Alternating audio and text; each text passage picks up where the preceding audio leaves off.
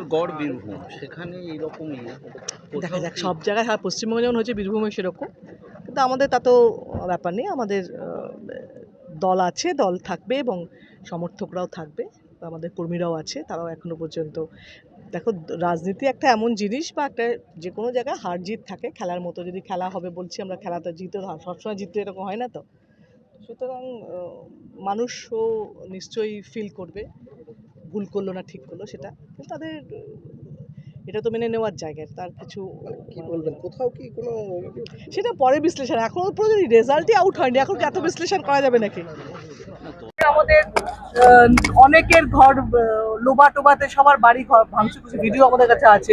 আমি এসপি কে, ডিএম কে, ওসি কে ফোন করছি, এইটুকু তো প্রোটেকশন দেওয়া উচিত পুলিশদের। দিদি আশঙ্কা করছেন যে এরপরও আরো অশান্তি হবে? এই তো হচ্ছে, ভাঙচুর শুরু করে দিয়েছে, সেটা যেন না হয়। দেখো, মমতা ব্যানার্জি কিন্তু যখন আমরা জিতেছিলাম, যতবার জিতেছি ততবার কিন্তু মমতা ব্যানার্জি জেতার পর একটা কথা সবাইকে বলেছিল যে শান্ত থাকো, এরকমও করে সেলিব্রেট করো না, বলেছিল না যে উচ্ছ্বাস করো না, সেলিব্রেট দরকার নেই, আমরা সেলিব্রেশন করবো না এই জন্যে যাতে ঝামেলা না হয়।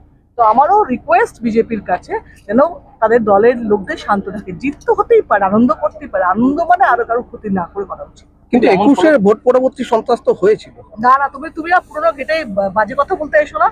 আর এখন আর এরকম কেন ফলাফল হলো বলে মনে করছেন? অন্তত বীরভূমে আপনি লোকসভাতে জয় পেয়েছিলেন এত ব্যবধানে, চারবার তো জিতেছি, 2 লাখ। দেখা যাক, এখন এটা অ্যানালিসিস তো আছে। কোথাও কি দলের অন্তর্দ্বন্দ্ব রয়েছে? দেখতে হবে, সেগুলো এই মুহূর্তে বলা যাবে না গো, সব তো ভাবতে হবে, আলোচনা করতে হবে, বসতে হবে। এই কারণ অল্প সময়ের মধ্যে এত বড় পরিবর্তন হয়ে গেল। দেখা যাক কি হয়, সময় আছে, আবার পরিবর্তনের সময় আছে। ঠিক আছে।